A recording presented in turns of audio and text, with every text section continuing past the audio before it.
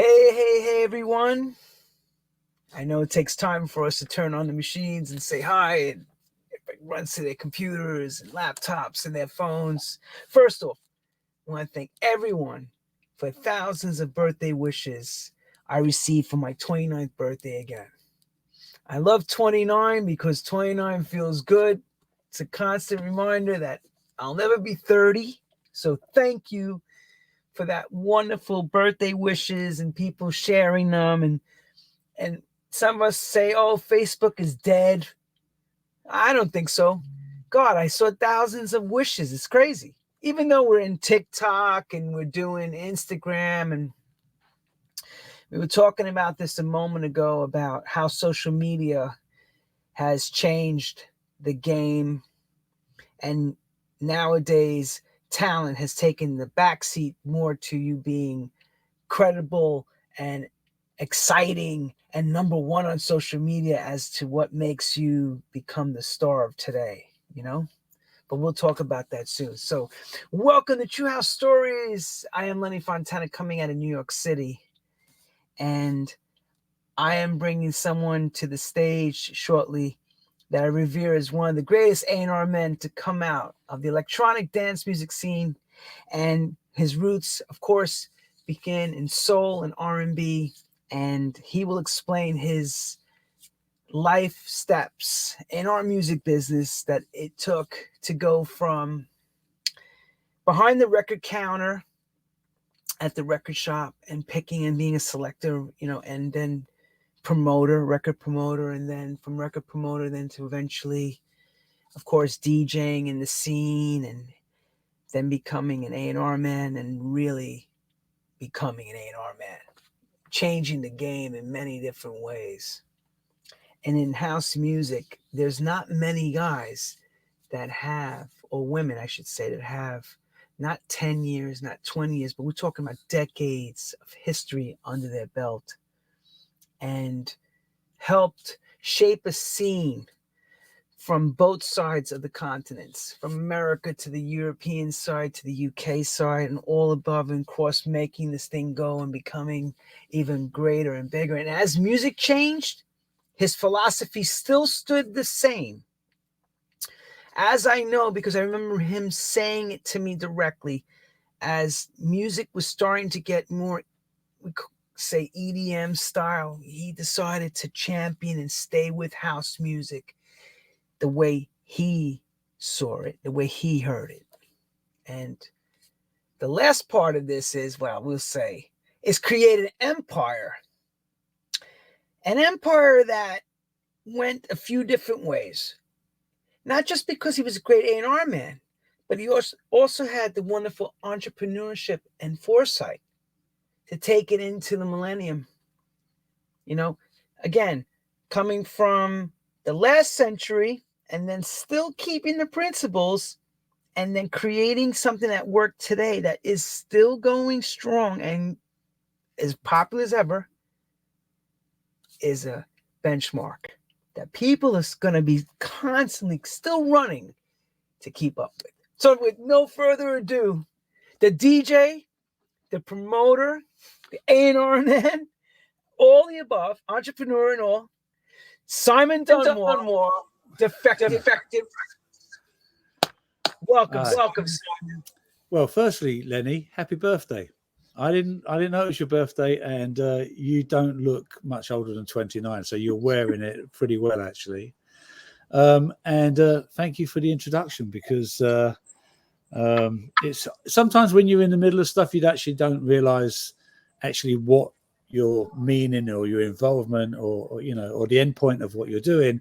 You're just doing it, and it's only now that maybe I kind of look back and reflect and smile at the journey I've had, and been very fortunate, very lucky, very blessed. Not many are around to talk about that. You are, in different areas. Left us. Some have left the business. All reasons. Very blessed here and strong, and still able. So I'm so proud to take part of this show. Thank you for giving your time and lending it to us, you know. Yeah, my pleasure. I have time now, which is good. So, yeah, all good. Thank you for the invite. I appreciate being here. And believe people are going to have paper. So do not hold back. And what you said, you say it. You know what I'm saying? You know what I'm saying? Okay, I've got plenty to say. Well, let's get right into it. Let's say this. I asked the same, and it seems to apply to everyone. How does music feel? The young Simon, of course, and then as your life gets this. Sorry, you dropped out. How does music? What? Sorry. How does music as you younger teenager? It kind. You know what? I kind of remember.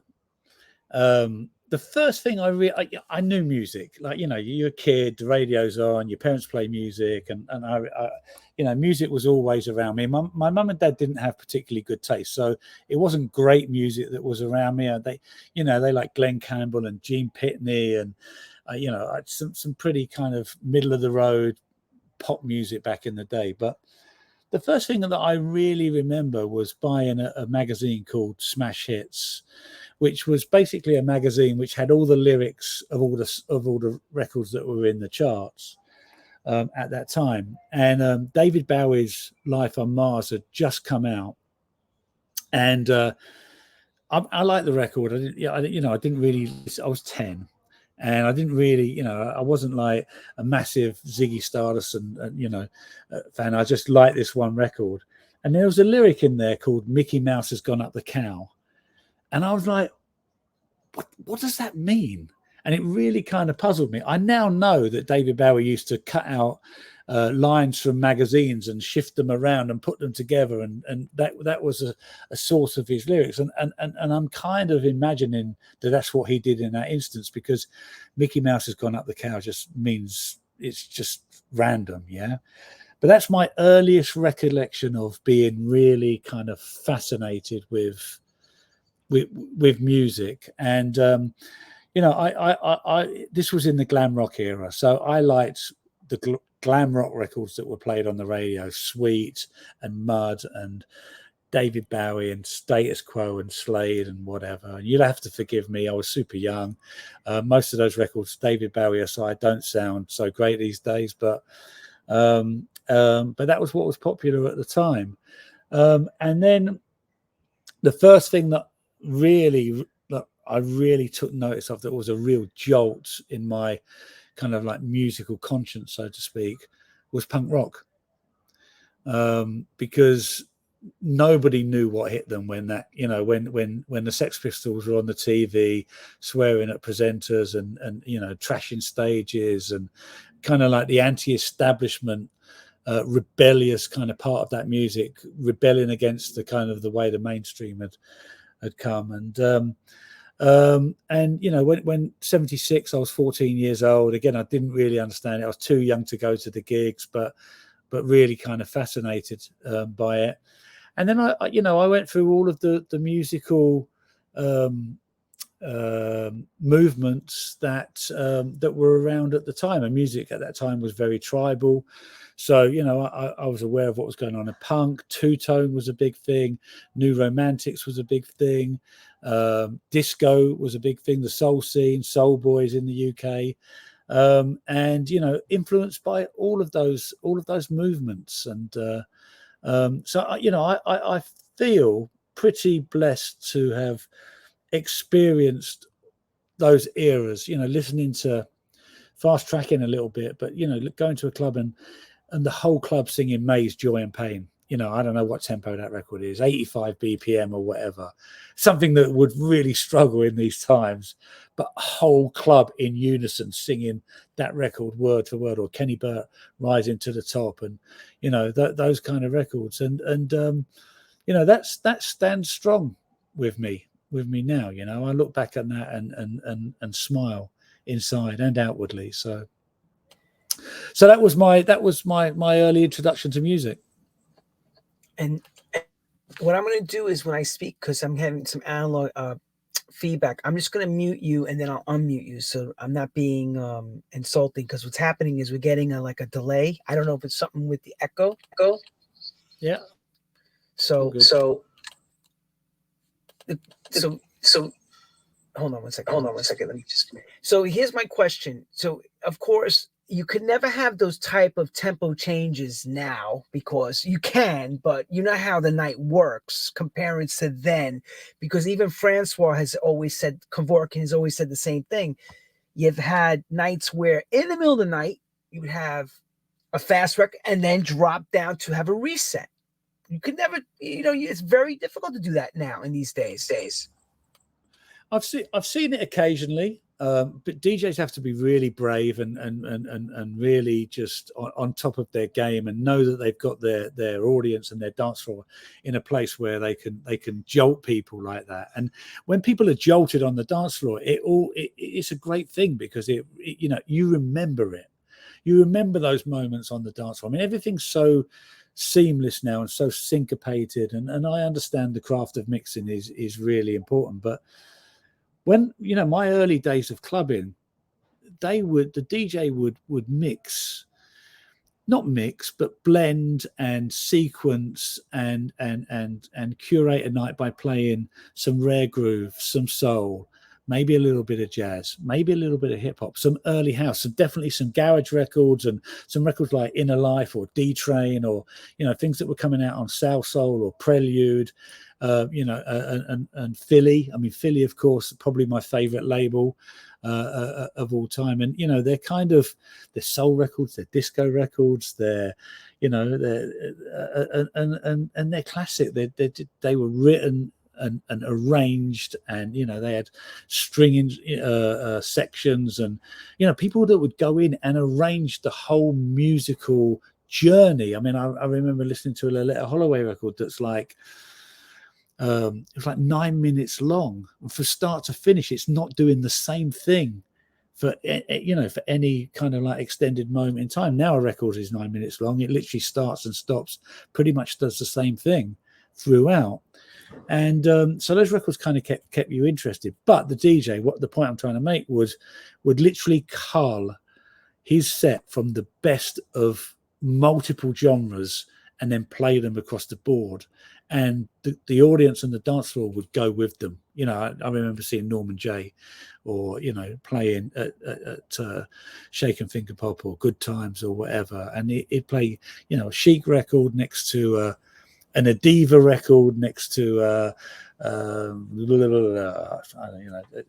whatever. It was eclectic, super eclectic, and good for it. Did you make it to Wigan, to the Wigan Casino during that time, the Northern Soul time? No, I was definitely too young. Plus, that was the Northern Soul scene, much more kind of up tempo and much more driven, and I was more into Southern Soul, which was a bit more kind of laid back, bit more groovy, a bit more kind of schmoochy in the lyrics, love songs, and more two-step. It was, it's always been that kind of divide in the UK between the North and the South, where, when disco was big in the South, high energy was huge in the North. They like their records way more driven. I mean, probably because of the drugs they take, in all honesty. Ska, rockabilly and soul, I'm presuming, is more your, let's say, your pedigree. So early days, I was, and this is always makes me chuckle.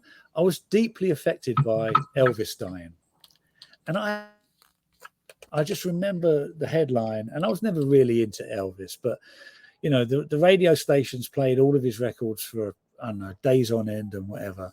And it kind of got me into that sound, but it was a little bit too polished and commercial for me. And I ended up liking rockabilly. It became a thing for me. What happened was, there was a community of people that were into that scene and that sound. And there was lots of parties hanging on, being held around London. And I became part of that crew. But what happened is I went to college. And I had to leave London, and I went to college in Derby, and there was no scene there whatsoever. So I just kind of moved away from that sound. The college was a fashion college, and so there was a lot of kind of very kind of fashionable people attending, and the new thing was new romantics, and Spandau Ballet and Visage and all the things that was going on at the Blitz Club and whatever. So I kind of became a little bit influenced by that. The stepping stone in between was a brief moment, a brief two-tone moment with the Specials and Madness and stuff. And it was like they were the things that were hitting you over the head when you were young and you were into music in the UK in the late 70s and early 1980s. So at that time, of course, you're now going to become a record promoter, I guess, or you're working at a record shop. You'll tell us the events of how it steps from college, because that's funny that you actually was in a fashion college. So was Frankie Knuckles, and they wound up not doing anything with fashion, as you know. Frankie became Frankie Knuckles, and Larry Levan became Larry Levan, and they were both into that type of stuff of doing fashion designing. So music and fashion always work, but I'll let you tell the events. Well, so basically what happened was, the new romantic scene was very influenced by progressive music. Things like records like Kraftwerk and stuff like that were huge on that scene. And the electronic scene was just starting to begin. I guess people had sequences and drum machines and whatever, and it made music really, certainly dance music, easier to produce. And also disco. I mean, if you listen to early Spandau Ballet records with, chant number 1, it's a disco record, essentially. Haircut 100, favorite shirt, a disco record. So it was a kind of mixture of all of those things. And I kind of gravitated more to the disco side of things. And, disco obviously died a pretty ugly death quite quickly with the Disco Sucks thing. Obviously there were all sorts of historical kind of versions of that, whether it be a racist thing or the record industry kind of recoiling against disco because it never sold albums and it was traditionally a rock business and they couldn't cope with the homophobia that was maybe associated with that. Anyway, Disco Sucks happened, but out of that came the garage scene and records that we talked about earlier with like D-Train or Inner Life or Maxine Singleton, Don't You Love It, records that I absolutely still love to this day. And they were kind of post-disco, pre-house. And they were the records that I started to buy. I'd go down to my import shop and I'd buy these records. I'd buy some Rare Groove records, and all of my friends and all of my circle were unaware of these records. So I would make them tapes. I'd go buy my records. I'd take them back. I'd pick the favorite album track. I'd pick my favorite 12-inch, my 7-inch, some jazz, some obscurities. And I would make people tapes. And these tapes became so popular in the area of West London that I lived in, Uxbridge, that people started to ask me to DJ. This story is told by so many people. It's a similar journey, and it's just all about music curation, basically, and passing your knowledge on and passing your taste on. So making cassettes for people is my first example probably of music curation. And, it led me to become a DJ. When I was DJing, I hustled. I earned a little bit of money by writing for Blues and Soul. I earned a little bit of money by putting on coaches to gigs and events in London that I thought people would like to go to. Things like Nicky Holloway Special Branch, Giles Peterson will be playing, Pete Tong will be playing, Norman Jay Strongman, very popular Bob Jones. And these events were held in central London, and I would organise a coach, a pickup point, a meet point at the end of the night, and drive everybody back. And again, it was about bringing like-minded people together to go to an event. And I was just ways of trying to earn a living without having a proper job, basically. And then to be closer to the source, to get my records earlier, to be, in the real thick of it. I ended up getting a job at a place called Record and Disco Centre in West London, and that was my job behind the counter. The record van would again, music curation. So a van would turn up with all the hottest 12 inches that had just landed at Heathrow Airport. They'd stop by the shop, and again, this story could be told in New York or Berlin or Paris, or any special independent store. The van would pull over, you'd go in, you'd take a pile of records out, you'd play them on the decks. You'd go, I'll have 15 of that, I'll have 50 of that, I'll have 100 of that, if you thought it was and you go, I can only give you 30 because I've got to give other shops some, and I've got to limit it and whatever. But the whole point of it was, you were buying records then to sell to DJs. And so your taste and your selection had to be in line. The great thing about it was if you gave it to the right DJs and they played the records, then you'd get a second wave of demand, because the punters would come in. They'd have a list of records that Norman J had played, or Bobby and Steve had played, or Paul Anderson had played, and whatever. And they'd come in, have you got this? Have you got this? And sometimes it would be a promo and they'd have to wait. Sometimes it would be an import and it'd be out of stock. And that kind of demand that was created just added to the hype of records.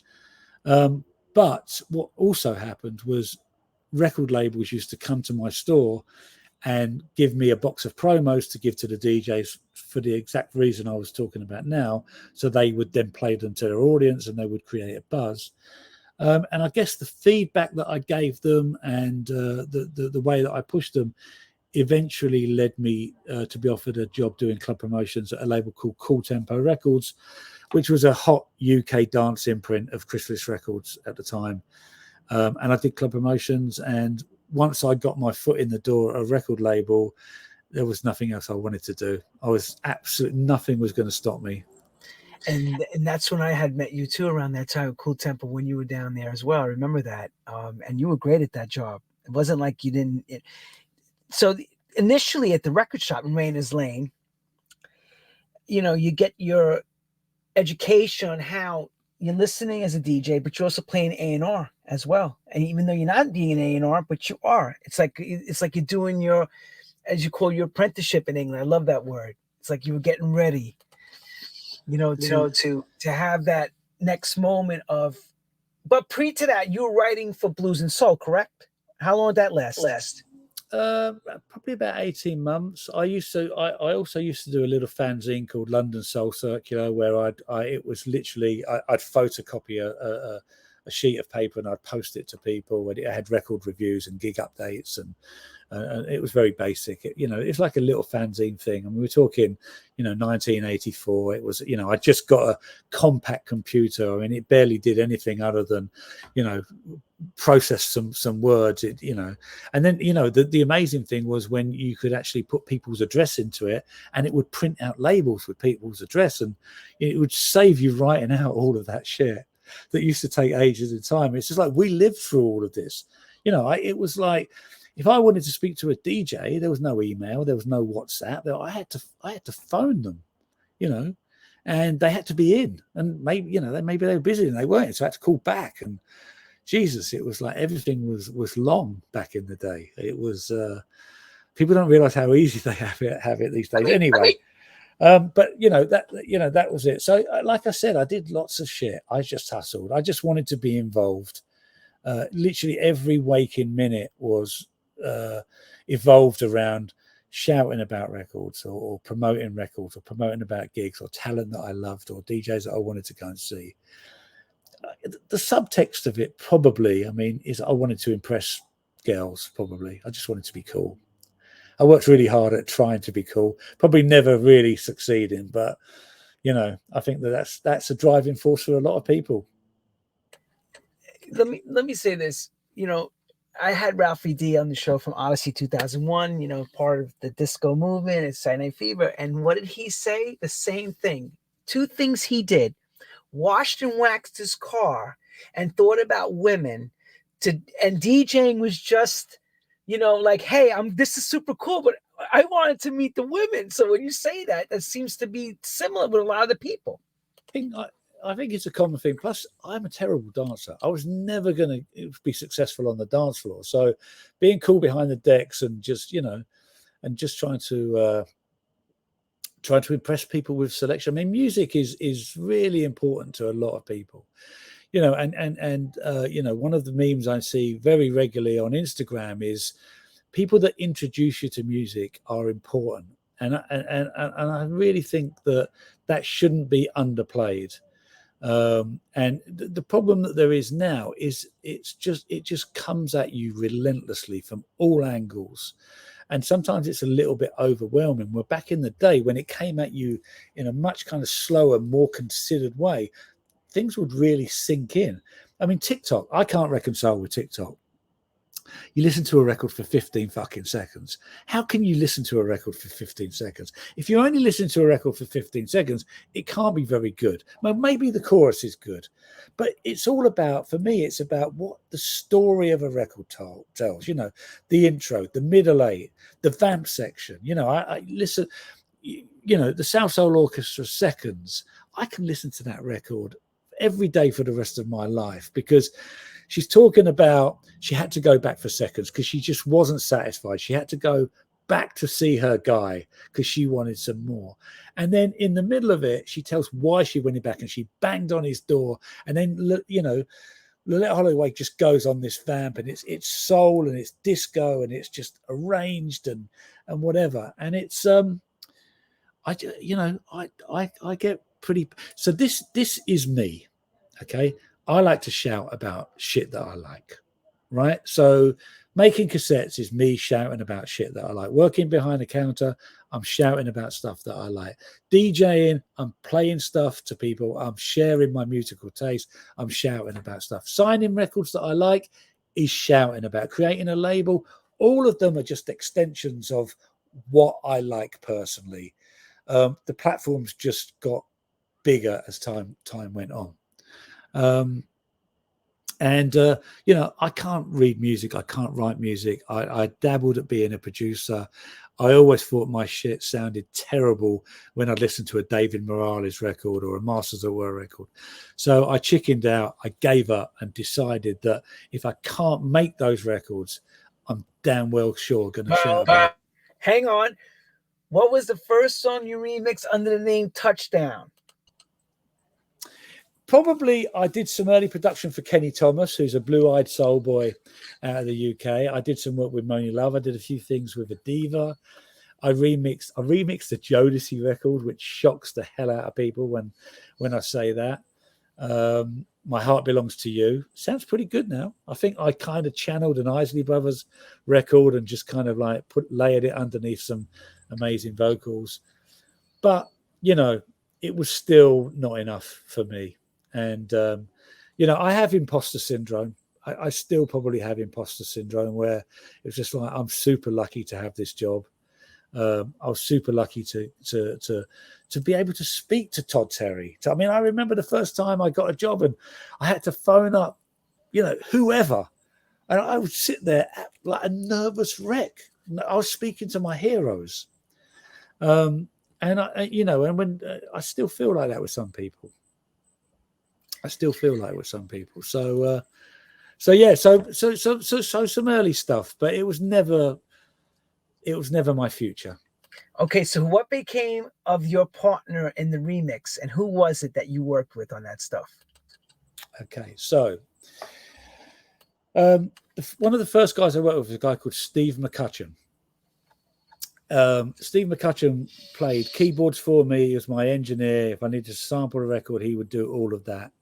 Steve McCutcheon wrote Ed Sheeran, Shape of You, the biggest streaming record of all time. He did well. He did really, really, really good. And it just shows that where you start, everyone starts from small beginnings, and you never know where your journey is going to take you. Everybody starts at zero.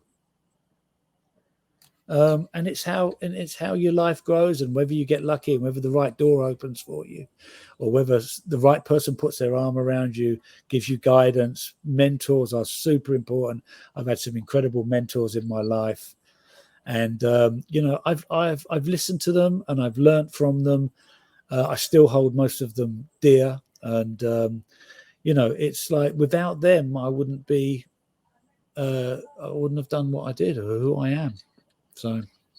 At heart, you're a soul boy. We know that because I remember even you telling me that. What would be the top 3 soul records of all time? And if one does not carry the name, Bobby Womack, of course. Oh, come on. Of course, Bobby Womack. What? I mean, it's an impossible question to answer because it depends on your mood. It depends what comes into your head. Now, I have an Arista 7 with Bobby Womack. One side is How Can You Break My Heart? The other side is Give It Up. I think I actually prefer Give It Up. He just the way he delivers it, it's just like from down here. And so Bobby Womack for sure, 100%. Depends on your definition of soul. I mean, Don't Leave Me This Way, Teddy Pendergrass. I mean, like a record that is actually an anthem today and still gets played on, and people lose their shit because it's just, everything about it is, soulful. It's obviously a early disco record as well. And then, God, who else could you pick? Who else could I pick? I'd say who can I? Ruby Andrews, Just Loving You, right? It's an old modern soul, northern soul record, and it's a pretty rare collectible 7-inch. It's pretty obscure. I don't know why it's just come into my head, but you asked me to pick 3, and there you are. And you did good. Cooltempo begins for you, okay? Explain to people your tenure there and what made you go from there on to your next job. So my job was to send DJs records and get DJs to persuade them to play the records and persuade to put them in charts. And they would then have to fax their chart to Record Mirror. And if enough DJs charted your record, you would go up in the Record Mirror Club chart. And if you got to number 1, normally Radio 1 would look at that chart and go, this record's hot. We're going to consider it for playlist. Or at least we'll talk about it. That was my job. And promoting good records is easy. You put them in a mailer, DJ gets it, plays it, goes, that's slamming. I'm going to play it this week. And, I want to keep on Cooltempo's main list. They send me good records. I'm going to chart it for Simon. No problems at all. The problem comes when you have a bad record that you have to promote. And, not every record was great that we worked with. So for me to make it more palatable for DJs to play and easier for me to promote, I'd commission remixes. So I'd commission a Masters at Work remix, or a Heller and Farley remix, or a Paul Oakenfold remix, or Frankie Knuckles mix, Todd Terry, whatever, to try and make it more easier to program on the dance floor. And obviously, some of those remixes were, well, not obviously, but a lot of those remixes were better than the originals. And but that gave me my first kind of slight foot in the door in terms of A&R. Just by remixing records, just trying to make a record better than it was the version that I'd been given from the outset. But then I'd go into a record shop on a Saturday or at a weekend, and I'd buy a record, and it would come in from America, and I knew that the rights were available for the UK. So I'd then go to my boss, the A&R man, and I'd go, if you sign this record, I can deliver it. I'll do a great job on it. This is, DJs are playing it, people are dancing to it.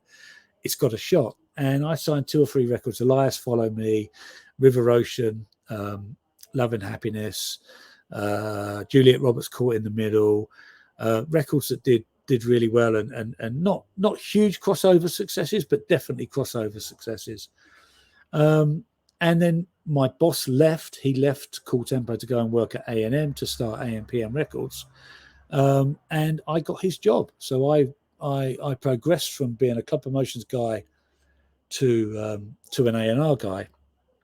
And what happened was, the guy's name was Steve Wolfe, and he was one of the mentors that I talk about. He taught me amazing ethics about how to work within the music industry. But he then got offered the job as head of A&R at MCA Universal.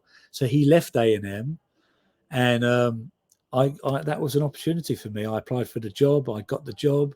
I was then running the A&M dance department, club promotions department, and just continued the legacy of AMPM Records. The AMPM Records had already had CeCe Peniston, Finally, Gypsy Woman, Crystal Waters, Sounds of Blackness, The Pressure.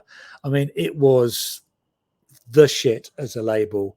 And they were big shoes to follow. And but eventually we signed Alternate 3 or Mousse, Horny, or Alcatraz Give Me Luv, did all the remixes on Janet Jackson's Design of a Decade album. That's no computer on the desk. Look at that, eh? It's just one of those things that lots of paper, and so we ended up doing pretty well, following some pretty big shoes actually, and I'm pretty proud of my time there and the records that we signed, and the fact that a lot of them, things like Love Tribe, Stand Up, and still sound, in my opinion, still sounds really good today. And you can't download it; it's not available. It's not available to download. It's not available to stream on Spotify. So I guess that they're classics. I mean, Ann Nesby, the Mousse T remix of "Can I Get a Witness," incredible record. Still sounds amazing. So yeah. Wolfie's a character.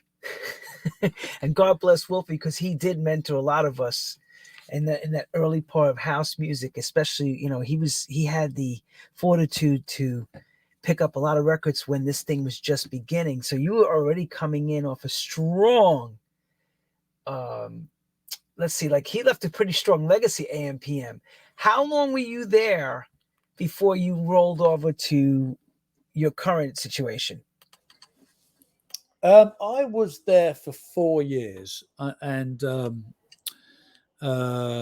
it was, I learned a lot, being responsible for budgets and marketing campaigns, and profit and loss P&L forecast, profit and loss forecasts, and whatever. If your record did well, everybody loved you. If your record didn't do so well, you got kicked in the arse and whatever. And some of the things that were not so successful was because some people possibly didn't deliver. They were beyond your control, but you still had the responsibility, not only internally to the record label, but also to the artist and to the manager.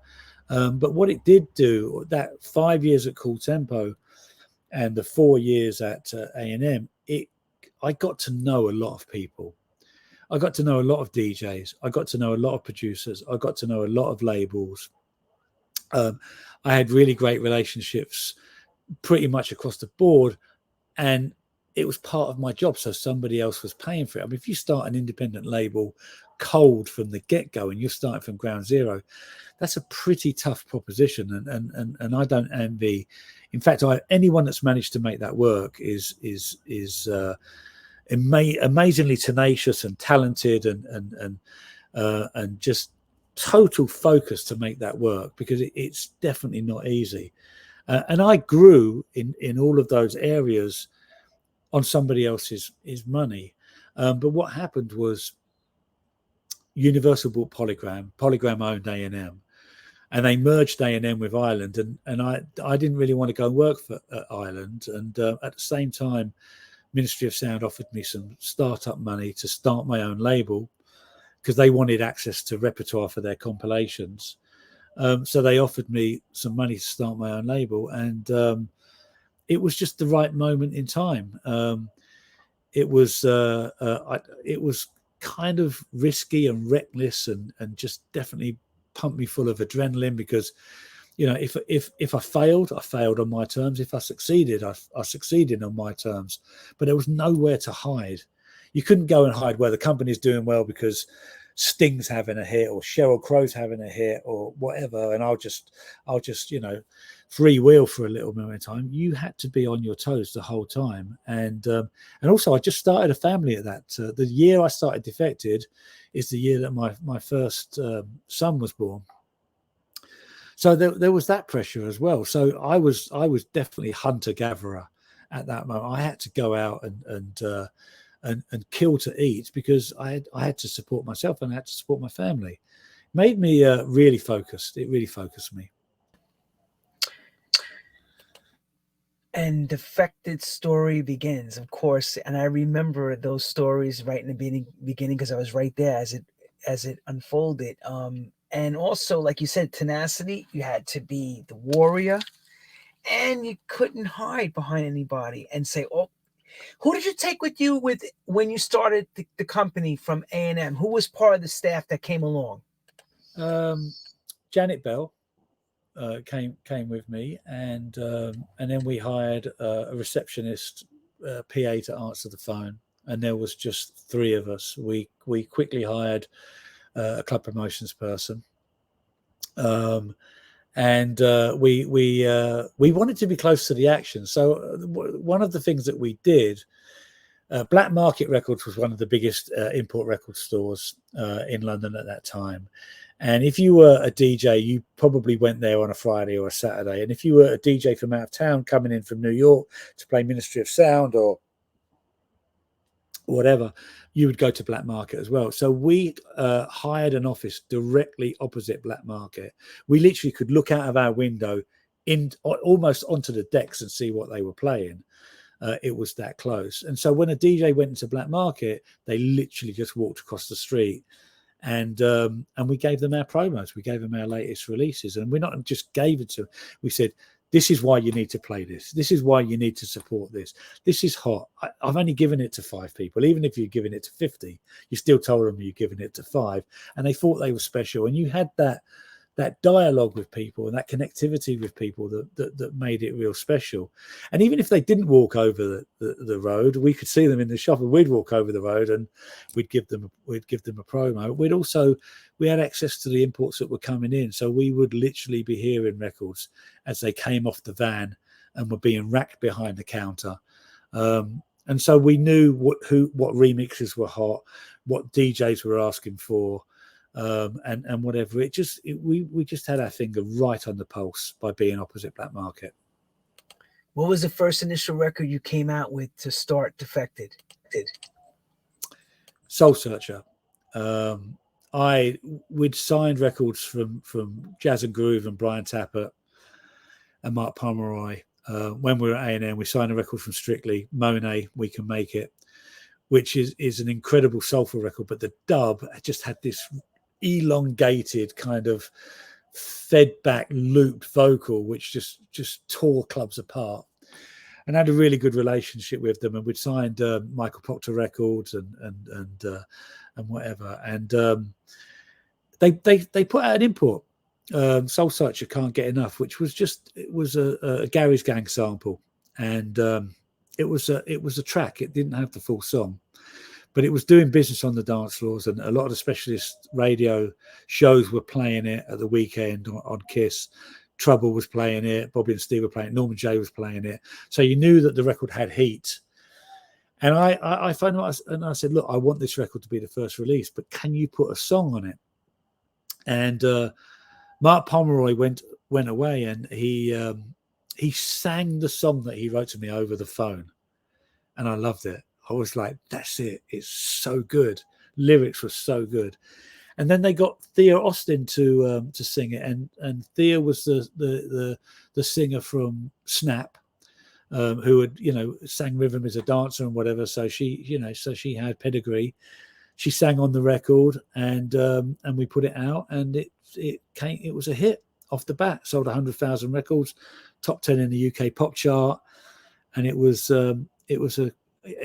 when I left A&M and started my own label, it was really funny because the people didn't necessarily pick up the phone anymore. I didn't have A&R budgets, I didn't have, couldn't sign records for a lot of money, pay a lot of people for remixes and whatever. And some people that were I thought to be friends, a big lesson in the music industry, they were just like, well, you've got to prove yourself again. And then when we proved ourselves again by having a top 10 record, everyone picked up the phone again. So it solved a multitude of conundrums about starting your own business. And also we had a lot of goodwill. People knew that A&M had been disbanded and that we'd probably been given a bit of a rough ride, and people wanted to support us. So, you know, the press supported us, specialist radio supported us, and we created enough of a buzz to give us a platform to take that record to mainstream radio, and we got the love that I think that the record deserved. Simon, how long did you last with Ministry as your backer? We lasted about 3 years. It was an interesting relationship. I mean, they were our partners and the competition at the same time. I mean, they were signing records, we were signing records. Sometimes we would go for the same records. I'd bid £10,000 for a record, they'd bid 50, and I couldn't compete with that. So we ended up butting heads a little bit. But what happened was, I wanted to sign Kings of Tomorrow finally, and it was a record that I heard played at the Winter Music Conference, and Tony Humphries was championing it. And you know, it's an amazing song. It just, you know, you got it, you know, back in the day, 2001, 2002. You know, you got emotional listening to that record.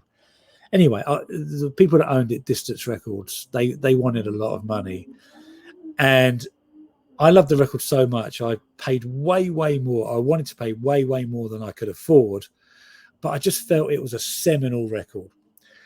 And Ministry came to me because they were backing me financially, and they said, "You can't pay this much money for that record. It's a deep house record. It's not a hit." And I'm like, "Yeah, but culturally, it's an amazing record. It's a call to arms for the whole scene, and every DJ that I want to be supporting Defected is playing this record. And that's important if you're going to have longevity as a label." They didn't see it that way. We ended up falling out. And I eventually signed the record. You know, I guess history says I was right, because it was, you know, it's a record that still gets played today, still sounds amazing today. It's probably the record that I've probably heard most in my life in terms of repeat plays or whatever, and I'm still not tired of listening to it.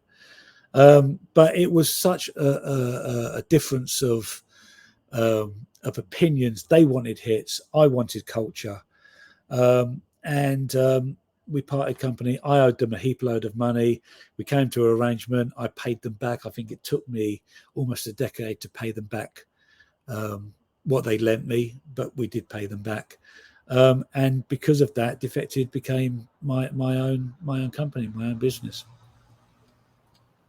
Everybody's wondering why my transitions are kind of sloppy. It's because I'm having an echo issue and I have to mute him, and it's like maybe I'm speechless. No, I just want to make sure we don't have this echo. So, you know, when you're dealing with that checkbook that you had before with Ministry, and now that checkbook is not there any longer, is it still easy for you to still make those maneuvers, or do you have to really think thoroughly about every move you're making as an A&R owner of that label? Yeah, I mean, you know, one thing that you have to think about everything. You know, I mean, lots of successful businesses go under because of cash flow. They may, you know, their business may be sound, or they just run out of money, and they, you know, and whatever. And you know, I felt when I left A&M that I knew how to run a record label, and that may be true. I may, you know, but I didn't know how to run a business. And the moment we opened our doors was it was a learning curve beyond anything I've ever experienced. And there's, you know, people make mistakes. And that's fine. That's acceptable practice in whatever you do, but just don't make the same mistake twice. That's unforgivable. So learn from everything that's around you. Learn from your successes and why they're successful and whatever, but learn equally from your mistakes. And just you need to just put together a picture. I mean, I was very fortunate to work with, we talked about mentors. I worked at a major label, so I understood the way that they operated and the good things that they did in terms of promotion and marketing, etc. I also worked with Strictly Rhythm quite extensively, and Mark Finkelstein taught me how to run a business as an independent label. And, you know, without his guidance, I think we would have gone out of business. I also worked with the Ministry of Sound, who were amazing at marketing, back in those days. They would do stuff like shine their image on the side of the Houses of Parliament or Buckingham Palace, and it would be in the newspaper the next day. And these were the days when those things had a meaningful effect. So I learned the major label way, I learned the independent way, I learned the marketing way, I learned about the finances of doing compilations alongside putting out singles, and then when radio decided that it wanted to just play hits, and wanted to play music from big artists, and stop supporting dance music, and stop supporting independent labels, I learned how to put on events and go on the road and promote my music in a completely different way, just out of necessity. If we didn't go on the road and we weren't getting our records played on the radio, how were people going to hear our records? How were we going to connect with our audience? So, Murillo had started Subliminal Sessions, and I was like, Defected are in the house. We're in a club near you, and we started the compilation series and the events as well. But it was because I was surrounded by different scenarios within the business, and I just soaked it all up and learned from it and applied it to our business as and when it was needed. But yeah, it was we couldn't compete with the majors. They've always got more money than us, so we have to be creative, and supporting the culture is more important than supporting. And this is going to fast track us maybe into social media now. Now it's all about numbers. It's all about how we back then, for me, it's all about the culture. It's all about longevity. It's all about having a community and treating that community well. And trance was big. I didn't sign trance records. EDM was big. I didn't sign EDM records. Drum and bass was big. I didn't sign drum and bass records because I wanted my community of DJs and record store people and punters and club goers to feel that what they were into was important to me. And I just didn't go off in a different direction for the money. And that's why I was going to ask you, why didn't you sign when it was that easy to go and grab an EDM record or a jungle record? Why stay true to champion this house music? Because I didn't understand them. I didn't like them. They didn't make me feel tight in my stomach because I fucking loved them. And I remember listening to the Beatport Top 5 when EDM was just exploding, and I was with my A&R team, and I just looked at them and went, this is fucking horrible. I just can't go there. It stops being your passion and then becomes a job. And that's always a dangerous thing. And I just went, if we're going to die, let's at least die standing for something. Let's put our flag in the ground and say, this is what we represent, and this is what we mean. And it's not about being popular globally. It's about reaching the people that are aligned with you. And the internet was a great thing for that, because we could connect with people globally. And I don't know what the house music community it was in terms of numbers in 2011, whether it was 500,000 people, whether it was 1 million or 2 million. It's just, we wanted to be meaningful to those people. And that's a pretty good audience, and we realigned our business to appeal to those people. We made cutbacks, hard decisions were made, tough conversations with employees, or tough conversations with artists that you can't afford to pay them as much as what they think they deserve, but stick with us. It's a moment in time. We'll get through this together. When you don't have money, speak hard conversations with suppliers. I can't pay you now. Just please work with me. If I go out of business, you're not going to get paid, so you're no worse off. Just stick with me, and eventually, I'll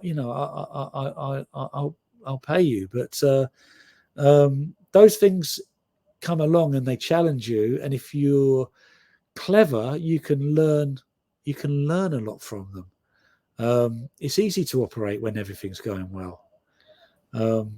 It's actually, when I look back at it, and surviving when a lot of our competitors went out of business is probably something that I'm actually most proud of. So Here's a question that it just came to my mind. Are you sorry to see the physicals go away and this digital streaming become the next move? In some ways, I think that there was a level of curation and a level of investment involved with putting out a physical record that people don't have to take that chance now. So it makes it far easier to put a record out. You know, back in the day, you would have to press some vinyl, you'd have to cut some lacquers, you'd have to go to a mastering studio, you'd have to do some test pressings. All of these things cost you money. Then you'd have to press 1,000, 5,000, whatever records, all of which was an investment, and you didn't know if you were going to get your money back. So let's just say the figure to put a record out back in the day was £10,000. You'd think pretty hard about spending £10,000. Now people don't have to think about anything. They just fucking upload it. And even if it's a piece of shit, it doesn't matter, but it's just noise that's out there. I mean, someone told me today there's 90,000 releases a day. It may be a week, but I'm sure they said a day on Spotify. That's a lot of shit to wade through to get your record heard. And the reason that there's that much music is because there's no risk involved.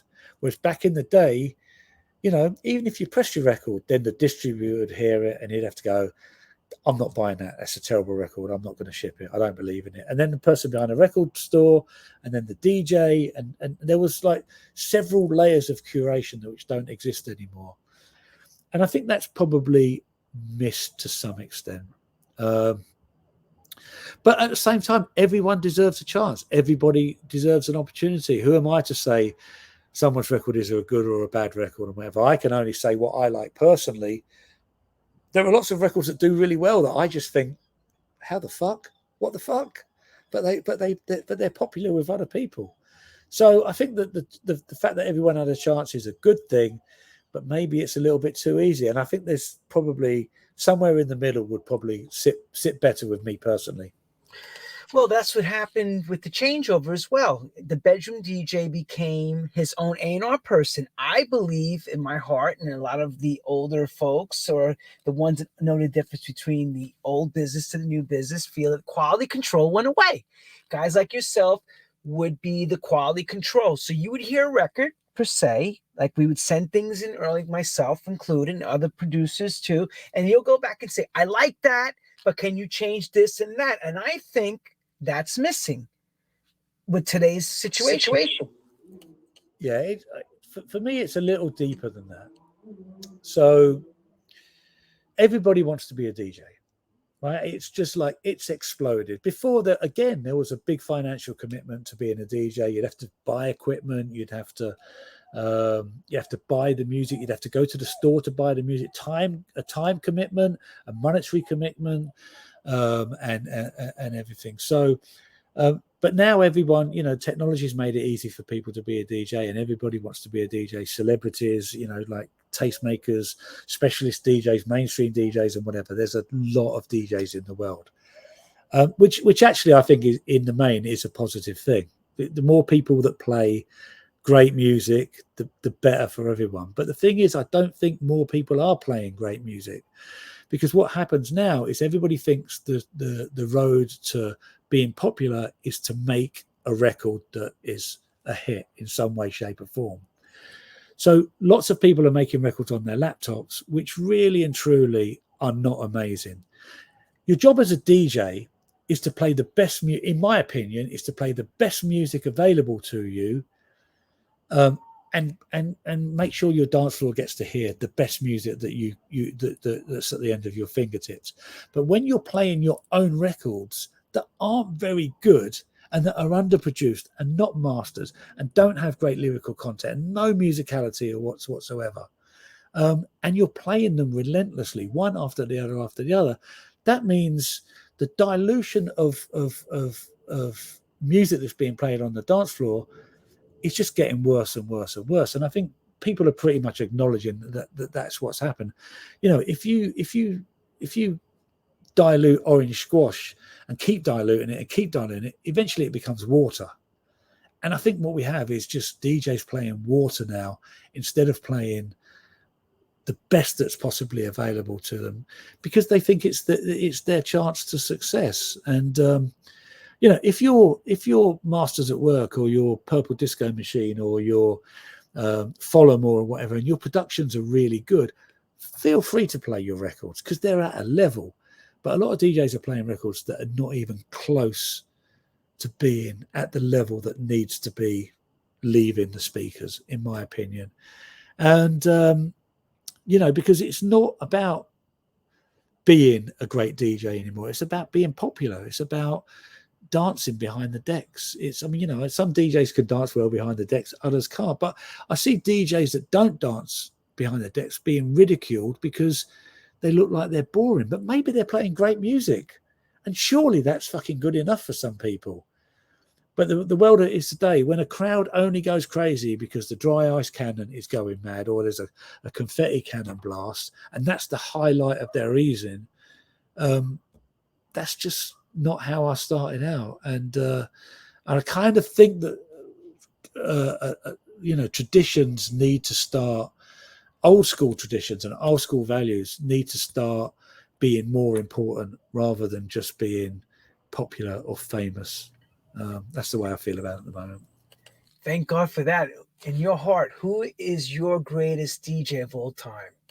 Oh, I could never answer that. I know too many people. Come on. I can't, again, it just depends on my mood. I mean, I regularly say that Louis Vega is my favorite DJ because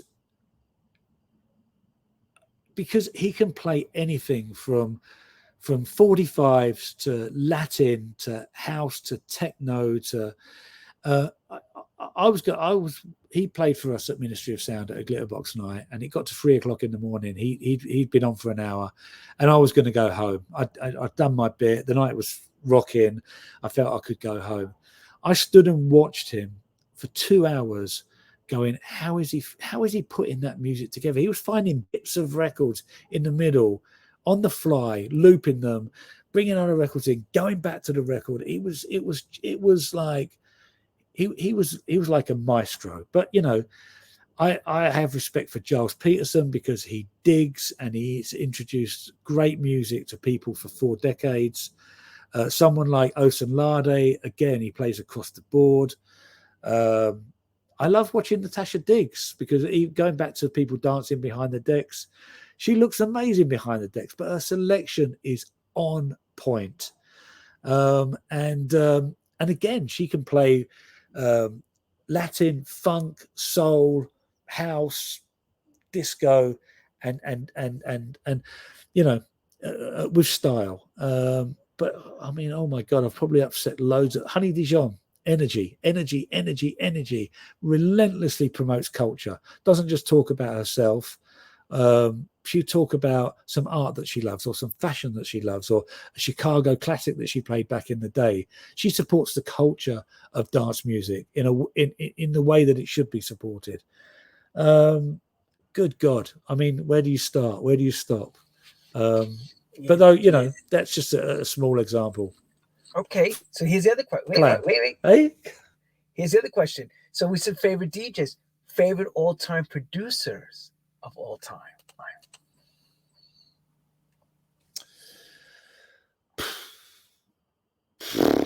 Gamble and Huff, Tom Moulton, Masters at Work, David Moraes, Frankie Knuckles, so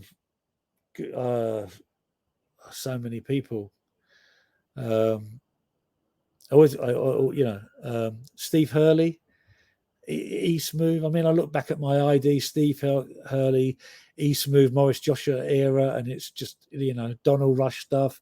It's just amazing. CeCe Peniston fight. It's just like, you know, Todd Terry. I just think about Roger Sanchez. I mean, definitely the American side of things is definitely where I felt people could bring the great elements of music that I love and marry it with house music, whether that be disco, you know, soul, a great soul sample, a great disco sample. I mean, house music is always borrowed from other genres. It's always evolved. It's always been a chameleon. Yeah. I always feel awkward when I'm put on the spot, my favorite, because there's just so much. 40 years of listening to great music, it's impossible to pinpoint anyone or anything. I know, I'm terrible. But this is something that I just wanted to ask, and probably others that, asking at home the same question. So let me put this out there in the best way I can. Why did you tend to lend yourself more to the American house sound than the UK people? I'm not going to say it wasn't a 50-50, but you championed, you came across the ocean, you picked up great records, and you brought them back home, and you were able to cross them into those charts. Why? Why not do with some of more of the UK people and just, like a lot of the UK A&R guys would do? There was, there were UK acts and UK labels that I worked with, whether it be, Ashley Beadle, Hella and Farley, Junior, the Junior Boys' Own Crew, Express 2, etc. But there's something about a mystique of someone that's not from your hometown.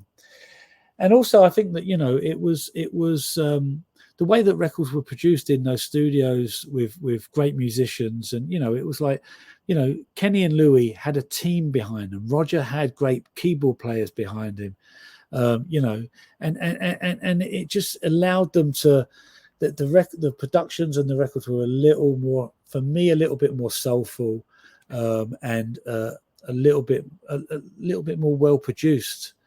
And I think that comes from the Prelude days, or the South Soul days, or the Philly International days, and that's just deep within a lot of people that reside on that side of the pond, and I could just relate to it a little bit more. It's a nuance that is really difficult to articulate, and that and it wasn't because I didn't value or respect people that were closer to home. And I mean, one of my favorite records is Decoy, Carino. Mike Pickering produced it, and I loved all the early M People stuff and stuff like that. And it was it's just, I think I just loved what came out of the US, and particularly New York and Chicago more. And I must say thank you for signing my records too. Thank you again. And of course, Gladys Pizarro, Strictly, and the Strictly family.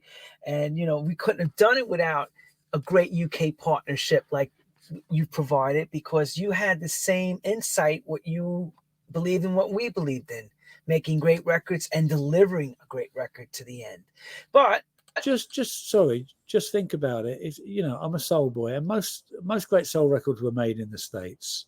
And there was some great soul, like Soul to Soul and Loose Ends, and there were some great soul records made, Freeze, Southern Freeze, and Links, Your Lie, and there was some, Light of the World. There's some amazing soul and funk records made in the UK, but the vast majority came out of the States, and I think that legacy kind of moved forward into house music. So for me, it's the lineage is clear as far as I'm concerned. So and I remember listening to Powerhouse, and Dwayne Harden had just had a big record on with Armand and whatever. So for me, that record was a no-brainer. So no, once again, and actually we're coming on the 25th year next year. It's 25 years already. It's hard to believe that. And I'm going to unmute you, but I wanted to make this next part, getting through the bridge of not only having a record label, like you said, what's the next thing, Defected in the House, and how that progresses into social media. Can you explain that change and what that was like as a record label owner? So Napster came along, the internet came along, and it just changed everything. So Napster came along, we were all aware of it. Dance music community, early adopters of technology, so we knew that people were file sharing, and they were buying physical records left. And we saw it on our yesterday I actually watched a documentary about Tower Records, and the documentary is called All Things Must Pass. And when you're that big, sometimes you don't notice the change. It just happens, but you're so big you can't react to it. But when you're small and you're looking every week at your income and every month, and you notice when things start to drop off, and if you don't do anything about it, you're just going to get caught out, and eventually you're going to suffer, and most people ended up dying. But I noticed the change and the downturn.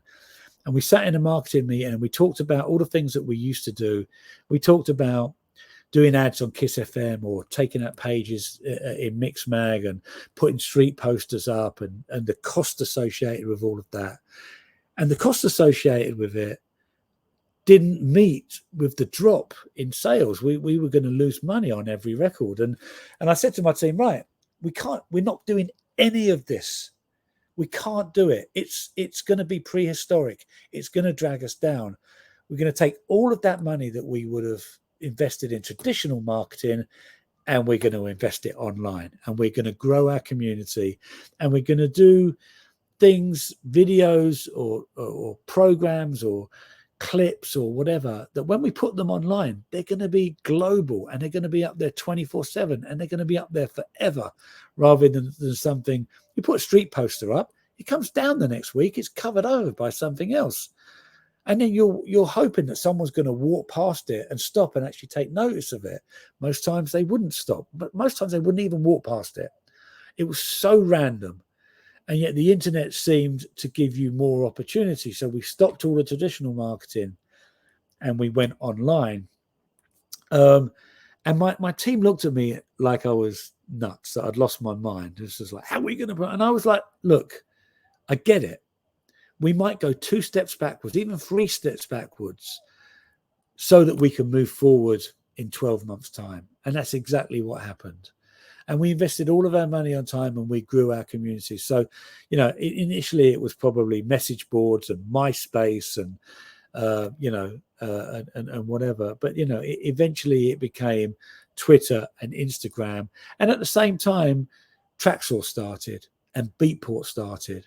And so everybody was going digital, and we just spotted it really early. And it was a saving grace. Did you have an inside marketing team, or you hired someone on the outside to help you with this campaign? We did everything internally. I mean, I get that some people, we had a team. I'm a control freak. I have OCD, right? I like to be able to speak to someone. When I speak to them, I like to be able to look them in the eye. When things are going well, I like to say, well done. When things are going badly, I like to say, what the fuck? Why is it going badly? Have we dropped the ball here? Is it beyond our control or whatever? But I just need that kind of directness, which, so we would initially try to take care of things ourselves until it became too much, and then we would hire someone because we needed someone dedicated to do that role. So it was a constant learning process. It was a constant evolution, and it was constant growth. And then if things didn't react, we would pull back. If things reacted, we'd invest more in that, whether that be personnel or bigger budgets, or to get more reach, etc. It was an interesting time. It was it was like you went from a traditional way of doing stuff. We talked about, being on the phone and faxes and reading magazines. And if you read a magazine and you read a review of a record in a magazine, it was probably 2 months old by the time you got to read that review. The great thing about the internet, it was probably 2 days old by the time you got to it. So everything was so much more fast moving and instant. And if you read the reactions, if the record didn't get a great reaction, you just moved away from it really quickly. If the record got a great reaction, you just put more and more behind it. So you could run your business way, way more efficiently. But of course, you had to make the transition.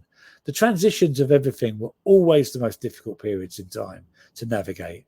But once you got there and you were there early, life was great. First massive hit in this new transition with this streaming. for you guys?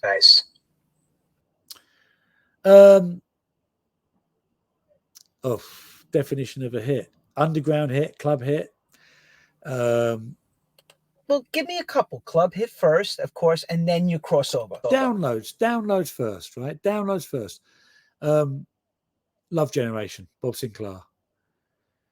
You know, that was a record that we pushed really hard in the download charts. And the crazy thing about it was the stores would only stock top 20 records. And then when the record was at number 38, you couldn't buy it in a store, but you could download it. So, you know, people would leave their offices or their homes or whatever. They'd go to a store and they couldn't fucking buy the record because the store didn't have it in stock. Or they could sit on the end of their laptop and they could just download it and not have to have make the effort. So it became really obvious that downloads eventually were going to replace people going to record stores, unfortunately. And I think that the thing that I feel most that I miss about record stores is the guy behind the counter and the other DJs that were in there, the community aspect of a record store. But you know, it's limited by the shelf space that they have, and the appetite for music is so broad in these times that online was able to fulfill that demand in a way that a physical store couldn't.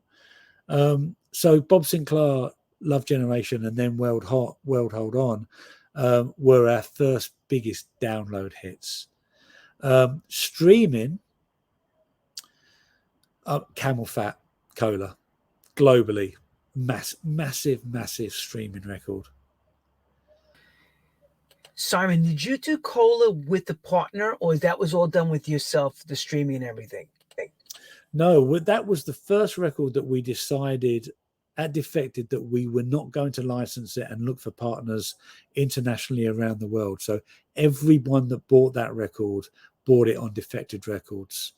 And that actually was a real reason why the brand exploded in that time, because it wasn't on Energy in Italy or Happy in France or Ultra in America, whatever. Every DJ that played that record played it on Defected Records. And after that record, we never licensed any records internationally. That was our template. So the template changed at that point. Yeah, because it's, you know, it's Spotify. Sometimes we license records because we needed the cash flow, and that was an important factor in our survival. But when streaming started to kick in and we started to see the benefits of the revenue for that, we were a little bit more comfortable in terms of the cash position. We didn't feel we needed to get those advances from the label, so we took the chance of doing it ourselves. And you know, you get once you get past the advance, you're receiving that money directly. And immediately you're not waiting 6 months to be accounted to and whatever. So the cash flow position actually improves. This may be a little bit kind of like too business-like for people, but the advantage of receiving money directly far outweighed receiving it through a third party. So it changed the game for us. I don't think people license records in these times now. Spotify is a global organization, and you know, if someone listens to your record in Australia or Argentina or Botswana or whatever, then you get paid directly, and it's been amazing for the music industry. Well, the difference is now from the old days is that it's worldwide. So you have a record that's a massive hit, you can distribute yourself through Spotify, and you don't have to have regional deals or continent deals. Now you're able to do it one shot, which you were lucky to be able to do that.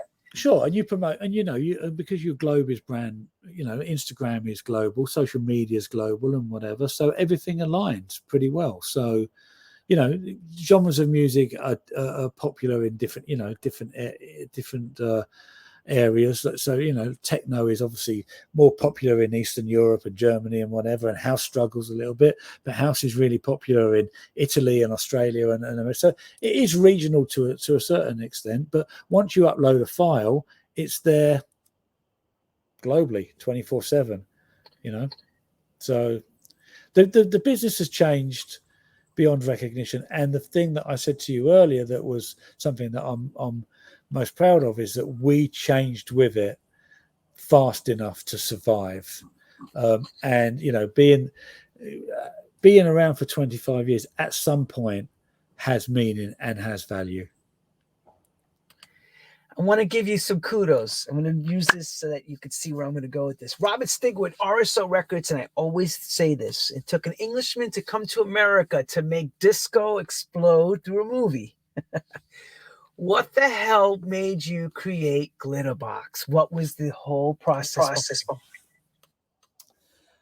So I'm sitting in Ibiza. It's the height of the EDM period, and techno is super popular. And I have a number of people call me, I'm coming to Ibiza this weekend. Where can I go? Where can we go out? And I every week I was struggling to give people a recommendation that I thought was relevant to them or that they would enjoy and whatever.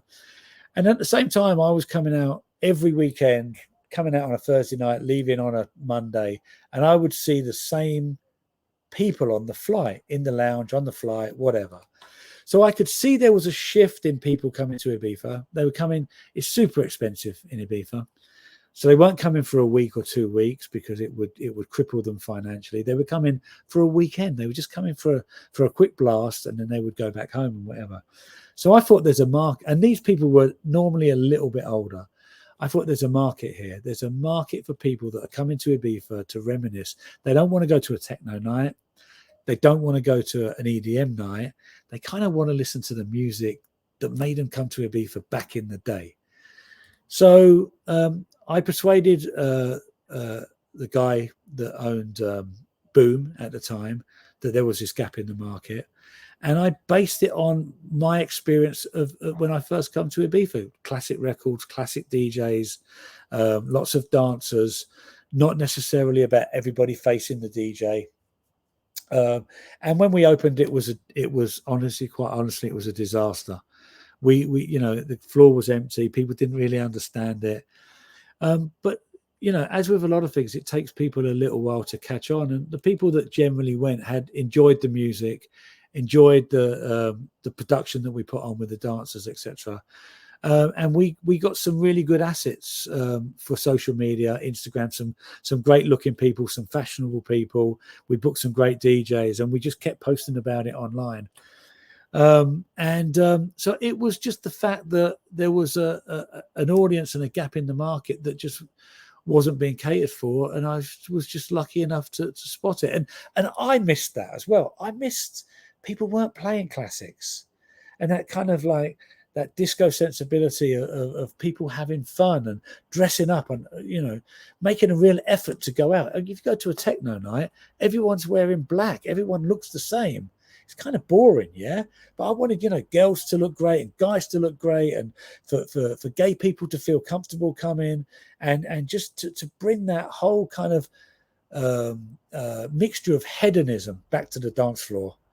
We made it bright, we made it colourful, we made it a fun night for people to go to, and it really resonated. And people, it wasn't about us telling everyone what a great night it was. We tried to make sure that the people on the dance floor told their friends that there was this night in Ibiza that was slightly different to everything else that was going on. And if you're going to come to Ibiza, we talk about community, make sure you go to this night. And it just grew in popularity. Simon, do they realize what goes into this, behind the scenes? Do they really, they see the success now, that Glitterbox is hot, it's all over the place, but they have no idea the financial situation of you having to be invested into this. What does it take to, what kind of financial investment about? We lost money for 5 years, the Glitterbox. First of all, you lose money. Then you start to make a little bit of money, but you're just basically recouping the money that you invested initially. And it took 5 years for that to be a profitable brand, business, whatever you want to call it, night. But you have to stick with it. If you believe in something, and that's the trouble with the major labels now and a lot of people now, if it's not successful straight away, people walk away from things far too quickly. It takes the public a moment to catch on. for them to understand your vision and what you're trying to get across. So you have to if you've got convention with it. I mean, my promotions girl on the first night of Glitterbox, she resigned. She thought it was so terrible that she didn't want to be associated with it. And but it would have been easy for the owner to walk away as well. But we were lucky; we had Defected at the same club, and he didn't want to upset me, so he stood with us. And by the end of the season, the numbers grew from 400 to 1,200, and it was a good night, and it made sense then. But it took 16 nights that season for people on the island to try and understand it. That's why I asked you the question, because everybody sees the success and glory. I'm probably going to get this wrong, right? Because I'm probably going to get the wrong title. But I think when Larry Levan played Tonya Gardner Heartbeat first time at the Paradise Garage, he cleared the floor. People didn't understand it, right? But he played it like 6 times that night. And by the end of the night, everybody understood it. And I think it was the same with Glitterbox. I just fucking was like, this is going to fucking work. And I believed in it so much. And I was able to do it. So, lucky me. That's what I try to tell people. That it's not just about money. There's passion involved too. You have to have a burning passion for success. Otherwise, if you're doing it only for money, most of the time it can fail. And you'll hear that. But when you hear someone has a lot of heart and passion invested into something, then you see those kind of results.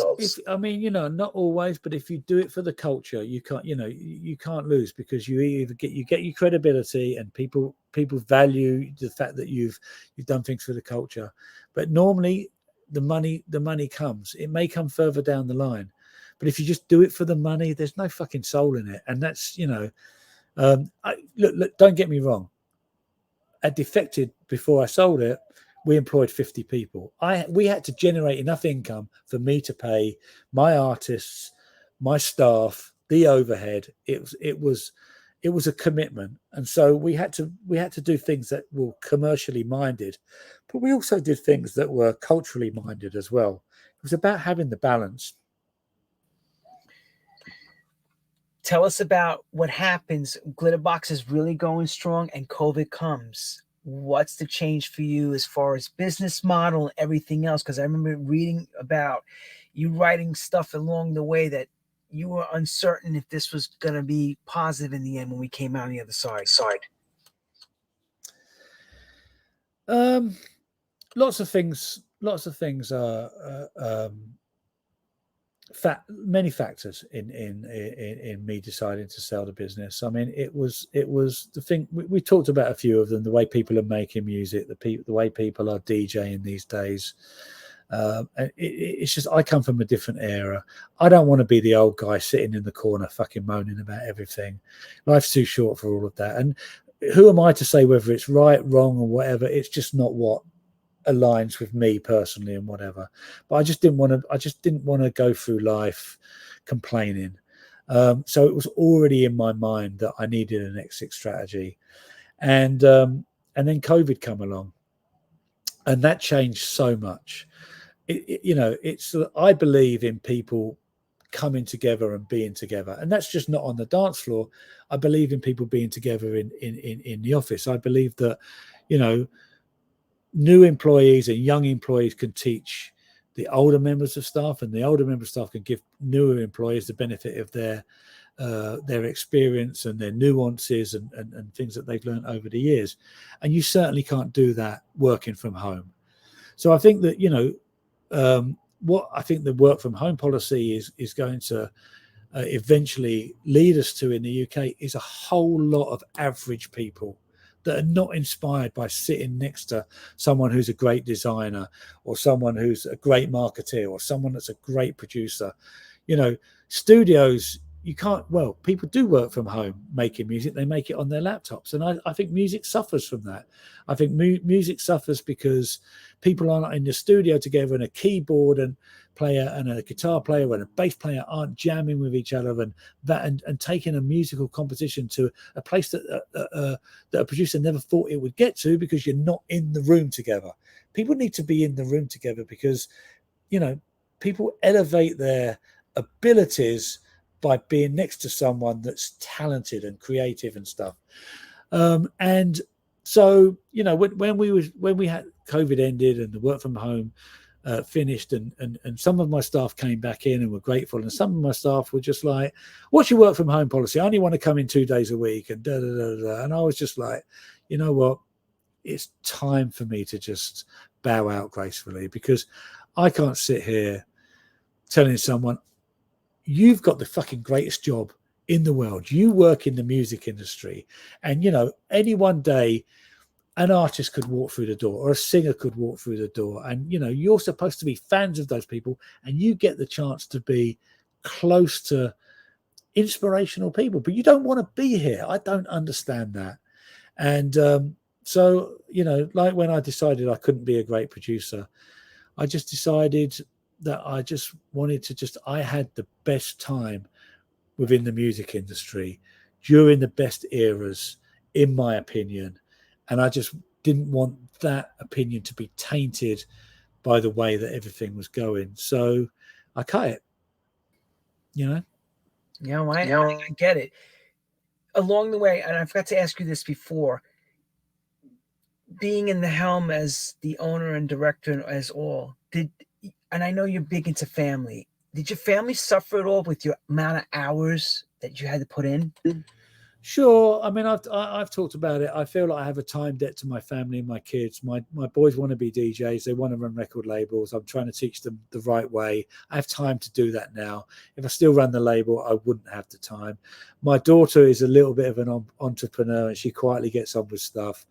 And she had a couple of business. She had a business called Dunmore Designs, where she made clothes for people. She didn't make any money, but at least she learned about commerce and manufacturing, and she didn't lose money. She didn't make. She also had a business called Fixing Kicks, where she would clean people's kicks for them. It was a mail order. People would mail her their sneakers so she could clean them, and she would mail them back, and she paid people for it. And I thought that was, that secretly inside me, that was me hustling back in the day. And she was like 18, 19 years old when she was doing this and whatever. And I want to be there for them. I want to be there for my wife.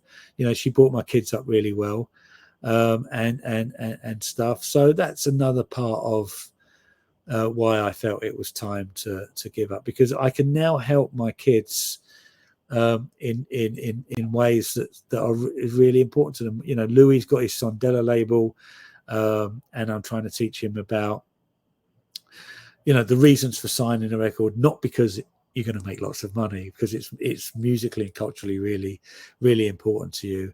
And then DJing and whatever, and that, they look at the world in a similar way to I do, I asked them to do certain things, and they go, yeah, but I don't want to do that because Jamie Jones doesn't do it, or Michael Beebe doesn't do it. And I'm like, that's the reason you should do it. You need to plow your own field. Culturally, people need to know what you stand for. Tell people about the music that you love. Do charts. Post about records that you love on your Instagram account and whatever. They're still super young. They're still learning, and I won't give up until they get to where they want to get to. Simon, what was the withdrawal process for you like? You've been going and going. What's that withdrawal like? And are you ever going to step back in again, or you're done?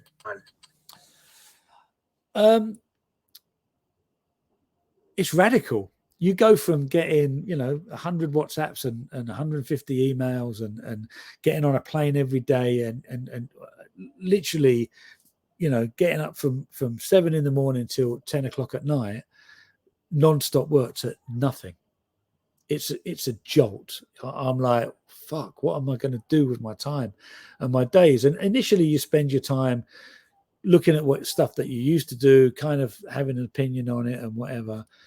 Some things would ricochet around in my head, like what the fuck's going on here, and whatever. And then gradually you just find new things to do. I have some projects in property. I'm looking at some art.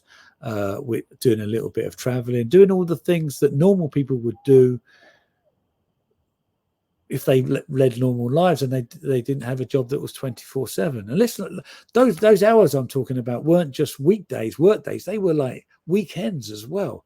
There was no off switch, and so it's a realignment. But it's just like we talked about it earlier. Some people that are not with us anymore because they worked so hard as well. And I was 60 last November, and I just felt I want to be around when I'm 70. I don't want to die of a heart attack when I'm 63. So all of these things, the culture shift, COVID, having time for my children and for my wife, my own health, they were all pointing in the same direction.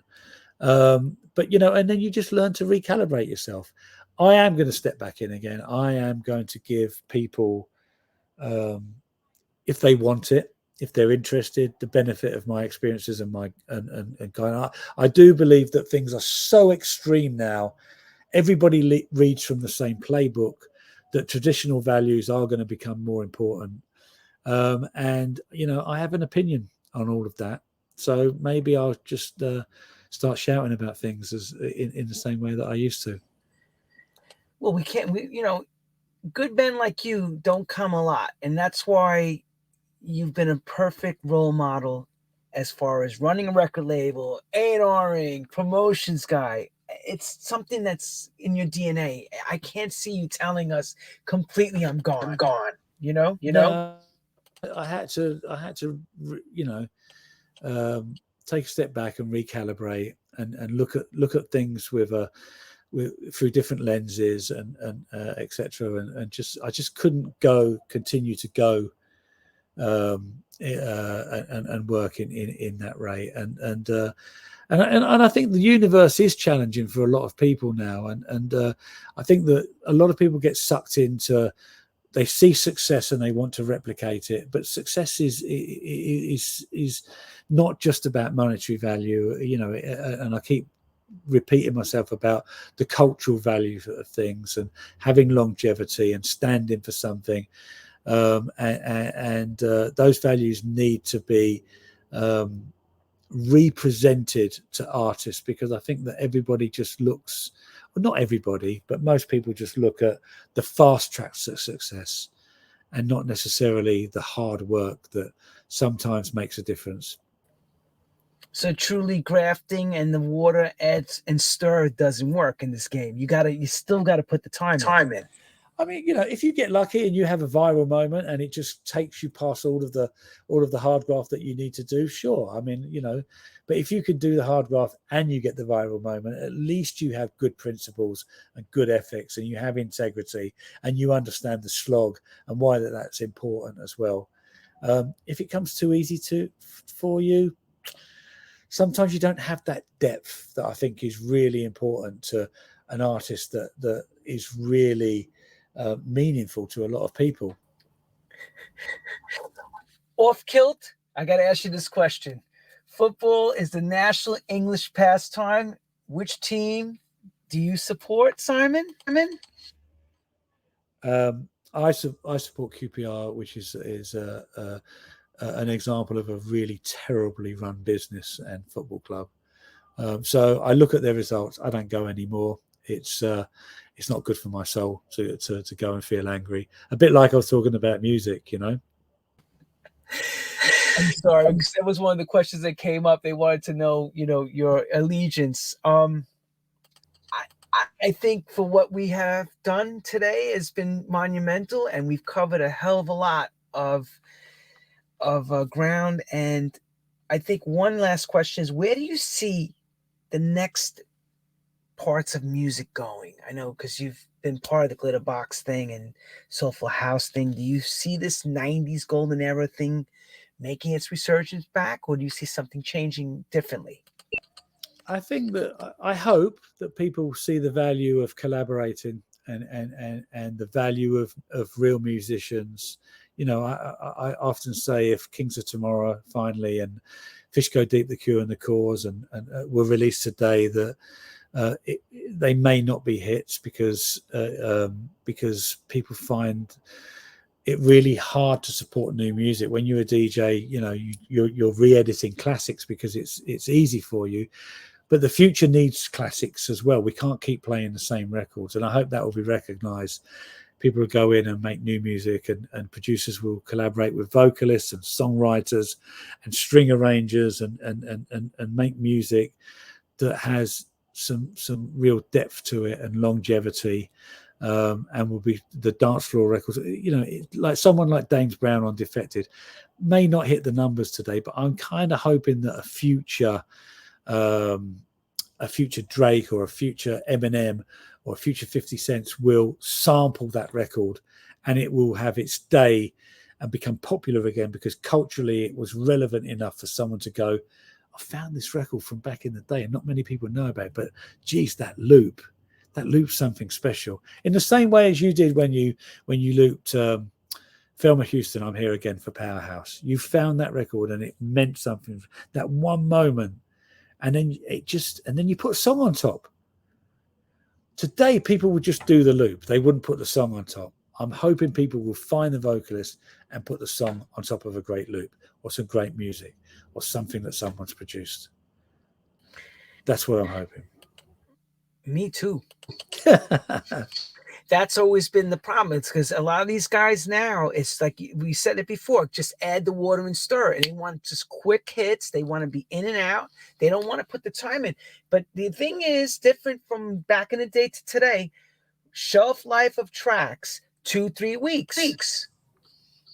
That's a big problem. So to make that financial investment for some people, they don't see it. You want to be, you want 2-3 decades, yeah. The records we talked about now, I mean, you know, Don't Leave Me This Way, 5 decades. 5 fucking decades. That's how long great music lasts.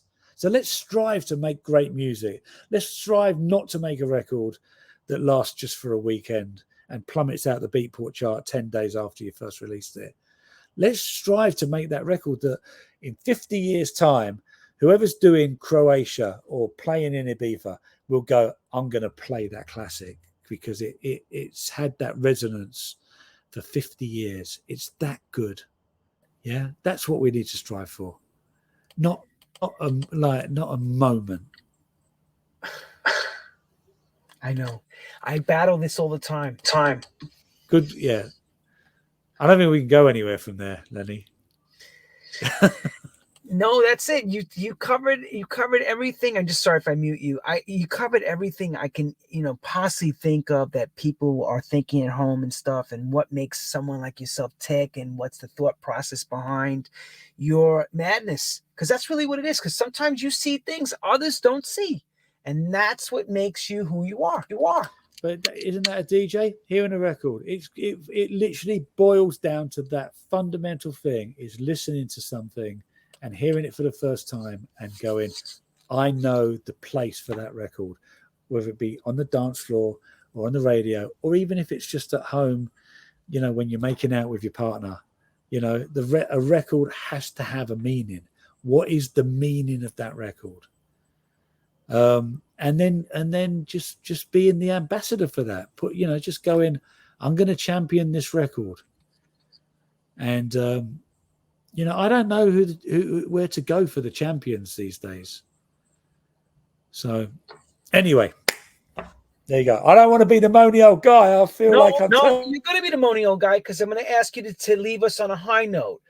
To these young kids that are watching this, what's the formula for them that they should be doing now? What's it in for them now? So that we create the next champions? Find your own lane. Don't follow. Don't be the second somebody. Be the first somebody. Look at what you're passionate about and what you believe in, and champion it, and just be fearless. Just go for it. Don't play the same game as everybody else, because nobody wants Mark II. Everybody wants the real deal, so be the real deal. On that note, thank you everyone for tuning in to Mr. Simon Dunmore, who's live videocast us from Ibiza in his beautiful garden, and he was been a pleasure to hear him tell us all this without having anyone bang in his door saying, Simon, you got to take this call. Simon, you got to...